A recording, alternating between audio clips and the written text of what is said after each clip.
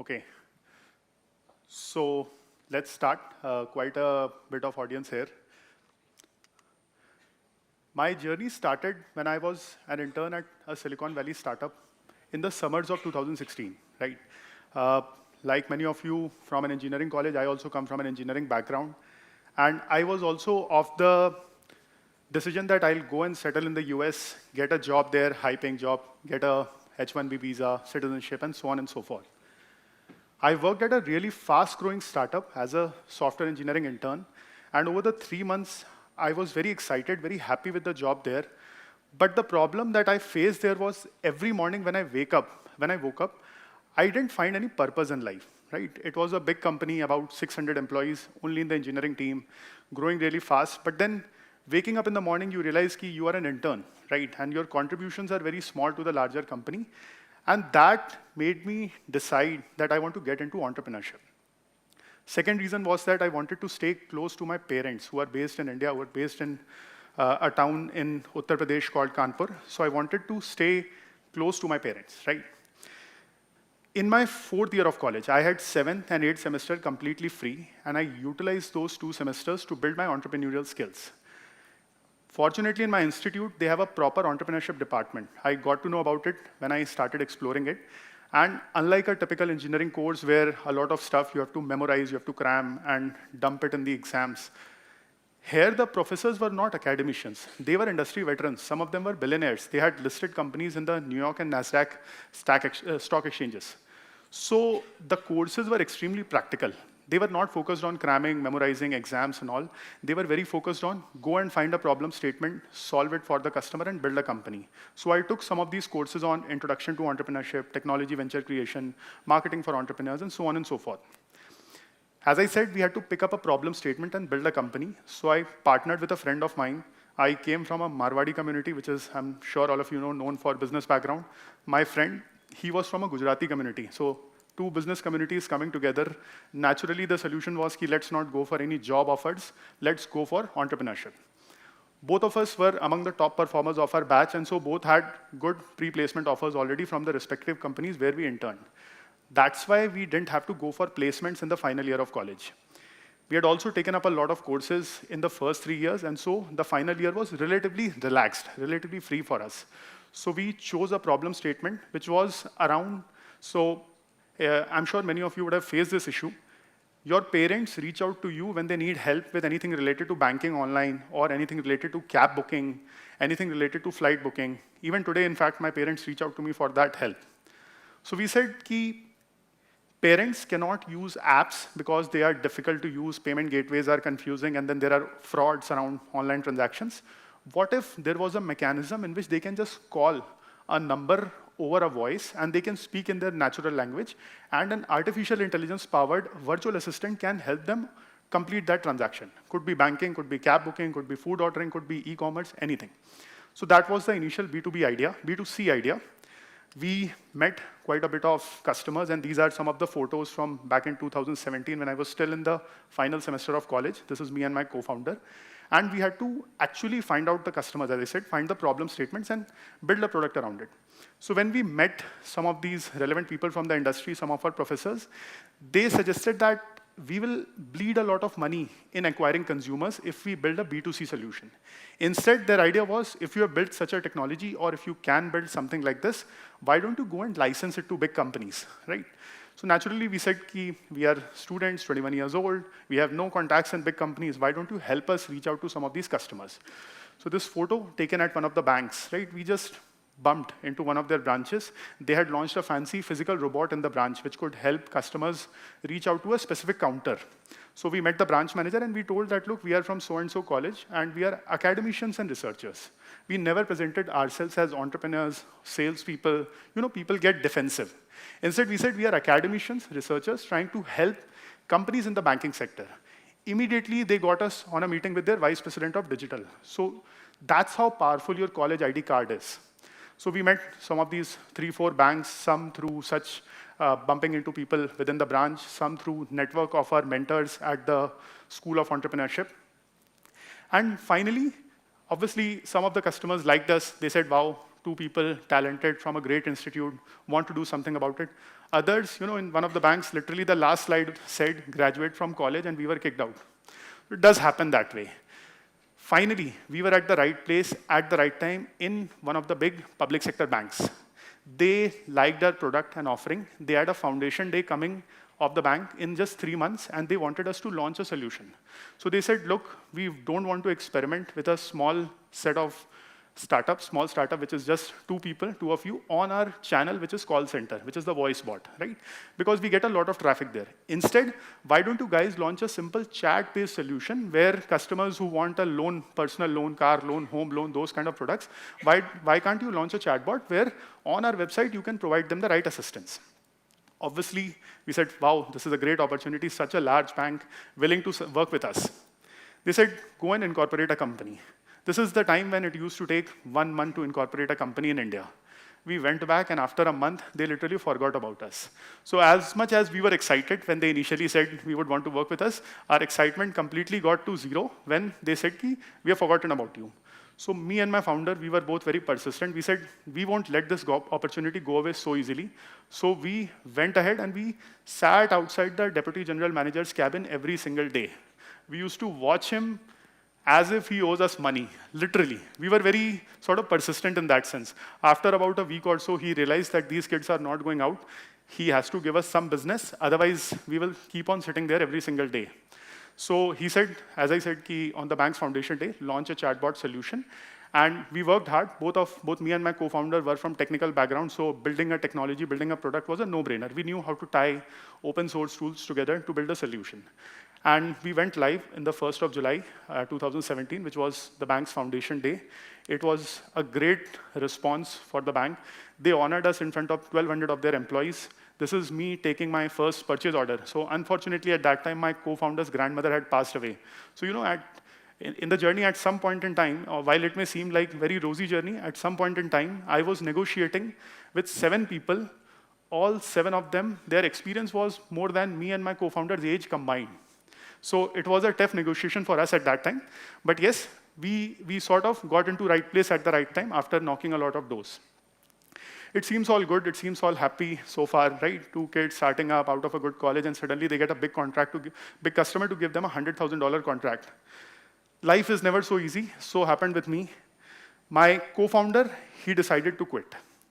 After about 1.5 years working with this bank, implementing some projects for them, they also introduced us to their subsidiary companies, which is in life insurance, which is in mutual fund. So things were looking well, but we could not build a clear business model around it. Also, a lot of large funded players got into that space who had raised a lot of money. So my co-founder, for him, it was an opportunity cost because he came from a relatively wealthy family. I came from a small middle-class family. So the thoughts and visions did not match. For me, a $100,000 contract was a lot of money. For him, that was not the case. So he decided to quit, and that was the lowest point in my business because I was almost bankrupt. I had to buy out his shares, right? He held 50% of the company, so I had to pay money to buy those shares back. And I was left with 1 intern, 1 full-time employee. It's a difficult situation. Everybody started questioning me. My parents were asking me, Aman, what will you do next? My customers were asking me, right? They have paid money, they have big companies, they have bet money on a startup comprising of just 2-3 people, and now one of the co-founders is gone. Imagine, right? You will freak out, of course. So that was my situation, and at that time, I decided to not quit. My thought process was very simple, that if 4 such large companies are willing to bet their money, howsoever large or small amount of money it is, if they're willing to bet their money on me, I should also bet on myself. I should not quit. I could have wound up my shop at that time. I would have got offers from large tech companies in the US again, but I decided to not pursue that. Instead, I wanted to continue building my startup. So I got another co-founder, Harshita. She is sitting there in the audience. So she was working at another bank in the city of Pune itself. I told her about all the situation, and I convinced her to join me. So she left her job, moved to Mumbai to become a co-founder. We both kind of divided the roles and responsibilities. From my earlier co-founder, the biggest learning was that both of us were doing the exact same set of things. Both were techies, both were writing code. Both were non-techies, but still both were meeting the customers, right?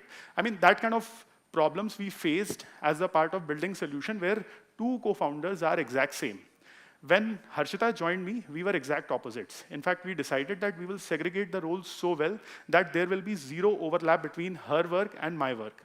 So since I was already talking to some of the customers, in spite of me being a technical person, I said that I will continue facing the customer side. I will continue handling all the customers, which means sales, project delivery, customer success, business development, those kind of activities. She took up the major task of productizing everything. Whatever custom solutions which we were working on with some of these big companies, she started building a product out of it along with our technical team. So with the minimum contracts that we had got, with the minimum money we had at that time, we started building proper products and we started hiring a few interns, right, to scale the technology team. And I took the job of selling, selling, and selling. You know, one of our main customers, which is one of the banks, I used to visit them so often that their security guard had memorized the serial number of my laptop. At that time, UPI, which is a payments method in India, it was a relatively new mechanism at that time, and they said that we will not accept credit card, we want to promote UPI transactions, so we want you to only pay in canteen via UPI, and UPI used to fail at that time. The canteen person told me, sir, don't worry, you come every day, you pay tomorrow. That was the amount of time I spent in the customer office to deeply understand the problems they wanted to solve and to make sure that I'm giving that face time to them so that they get to know me, they get to understand me and my vision better. Things worked out very well. We started growing very fast. This is a photo pre-COVID. Within 6 months, we have to get another office, increase our office size because business was working really well and we had to sort of hire more set of people. The biggest learning over here was to not quit. Right? I could have, as I said, I could have shut my shop at that time, but we had some of the customers support us. I believed in myself. My team started believing in myself. You know, we started focusing. We said, banks, mutual fund, insurance companies, stockbroking companies, this is working for us. And if 4 or 5 big companies are working for us, we should bet more on that sector. And we started doubling down. We started reaching out to more banks. We started reaching out to more insurance companies, stockbroking companies, and so on and so forth. And in a span of about 1.5 years, we literally became a leader in that space. One of my competitors, the CEO, I mean, they are a very big funded player, almost $100 million in funding. The CEO literally told me that we have left the banking and financial services sector completely because we know that you are there and we will not be able to get a single customer over there. That's the kind of focus we did in the financial services space.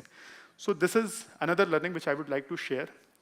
If you deeply focus on a sector, if you deeply focus on a problem statement, you get to become better and better at that. People start seeing you as a domain expert. I was a 23-year-old kid at that time, right, trying to build software for financial institutions. But I was being invited to forums with CXOs from financial services industry. You know, there is a home loan CEO sitting there. There is a CEO of a company which is running a bank or a stockbroking company sitting there, and then there is me, who is sitting in parallel with them. I'm the only one who is sort of zero knowledgeable about financial services because I'm a software person at the end of the day. But once you start repeating the same thing over and over and over again, people start valuing your expertise, and you become a domain expert there. So that's my learning. COVID happened at that time. This is around March 2020. We all are aware of it. When COVID happened, the demand for our solutions skyrocketed. I'm sure many of you know, right? A lot of software companies got benefited from COVID at that time. The CXOs of the customers, they all wanted to implement digital solutions for better customer support, better customer interactions, and that's when they reached out to us. Because, you know, branches were closed, call centers were not working properly, people were working from their home, and all of us, gradually all of this eased out, but all of a sudden it's not possible to get that change. Startups like us, smaller companies like us, they bring that kind of flexibility within a large organization where we can implement such solutions much faster. And that is what we did for our customers. And our business literally exploded. Within 2 years, we grew 10 times. We were completely bootstrapped. I went back to my hometown during COVID. And in my living room, I'm calling with my HR, and I'm telling her to hire these many people. My father literally got panicked. Is he doing some kind of illegal work or something? Every single day, he's hiring some new set of people. He called my uncle to convince me, don't do this, right? That was the kind of explosive growth we saw in COVID. We scaled to over $1 million in revenue. We were completely bootstrapped. We were completely customer funded. We did not raise any money from external investors. That is when a larger company reached out to us for an acquisition offer. So we are into chat space, right? For large enterprises, building chat-based solution. The larger player was completely on the opposite side. They were focused on voice-based solution for digital native companies. So it made sense to come together. They have more than 7,000 customers. Many of them are small and large companies. And so we also wanted to expand beyond financial services space after doing this well in the financial services space.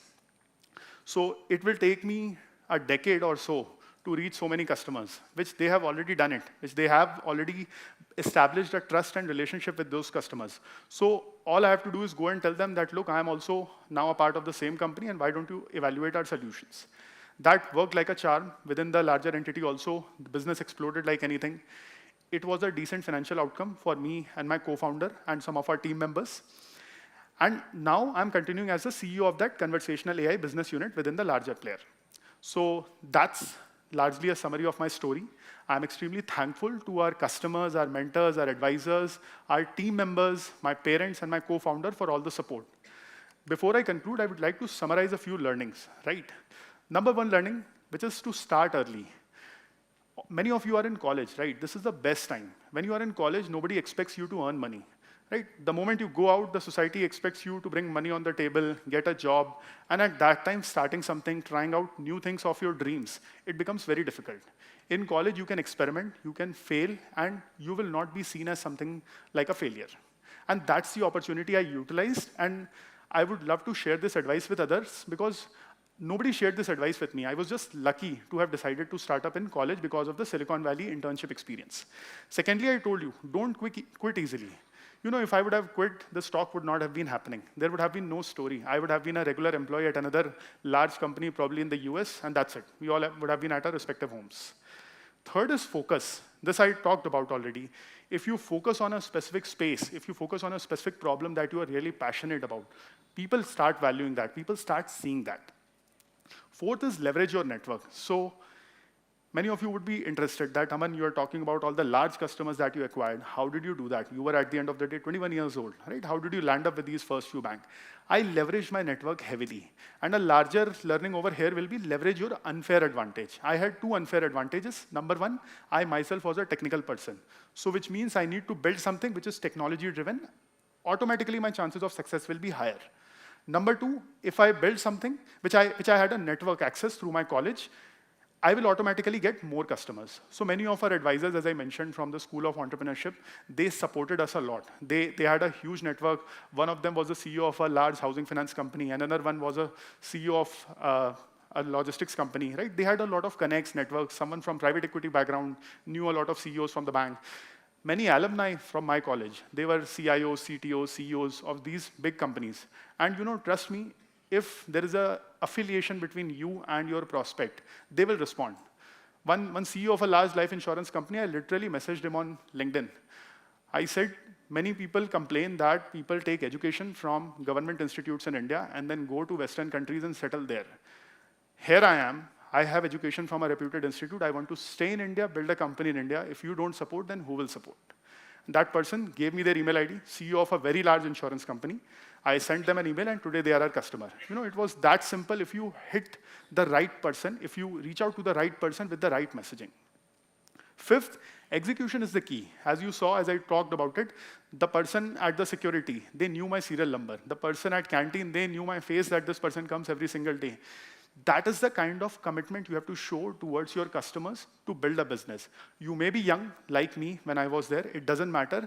Customers want to see your passion for the problem. Customers want to see that you care about them. And that is what shows up in your execution. If you do that really well, everybody will value that. Lastly, don't chase investors, chase customers. You know, when people say, are you self-funded? I always reply, no, I am customer-funded. My customers believe in me. They have bet their money on me. Personally, I have barely put 2 lakh rupees in this company. 2 lakh rupees is less than $3,000, which I have put in personally, which means it is not funded by me. It is funded by our customers who believe in our product, who believe in our mission, and who value it. So that's it. That's about my journey. If even one of you from college gets inspired to start a business of their own after listening to my talk, I will call it a success. Thank you so much.